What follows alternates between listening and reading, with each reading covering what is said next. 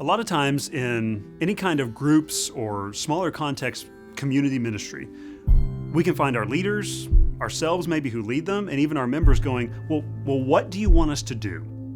Is it a Bible study? Is it a prayer group? What do you want us to be doing? That's a question we've considered quite deeply here, and the best place for it is the best place to find any answer. That's within the Scriptures. The what of our groups is actually the 59 one another's of the New Testament. There are 59 one another statements within the New Testament that are given to us starting in the Gospels, but also going through the New Testament letters. And in a sense, those are the how now shall we live of the Bible, of everything that's come before it.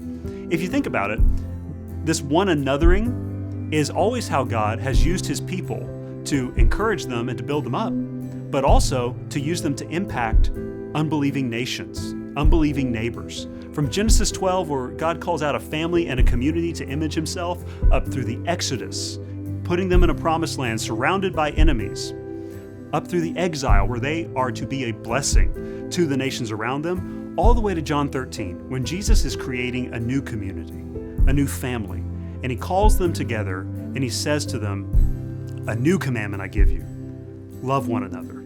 Just as I have loved you, you must love one another. By this, all men will know that you are my disciples, if you have love for one another."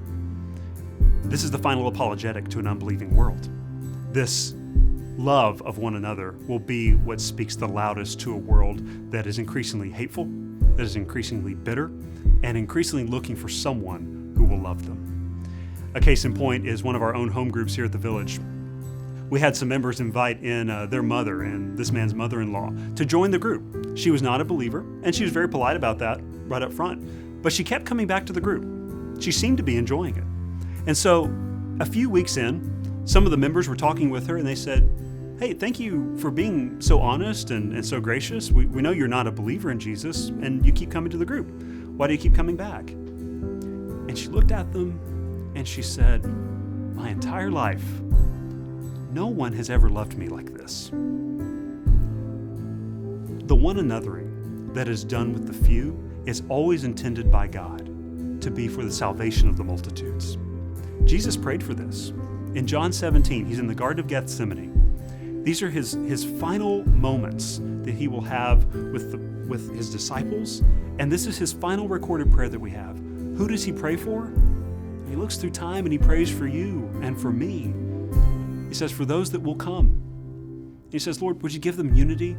Would you make them one, just as you and I are one, so that they may know that you sent me. We one another, so that the world may know that the Father sent the Son. You need to be thinking about what these groups will do. What are they going to accomplish? Well, hopefully it's New Testament Christianity, Christian practice. What will be the context for encouraging one another and building each other up?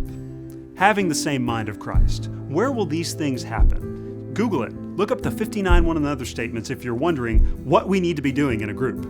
This is classic and ancient Christian practice. You are stepping into a time-tested stream that the Lord Jesus Himself has initiated. And that is a powerful what to be doing every time you gather together in your small groups.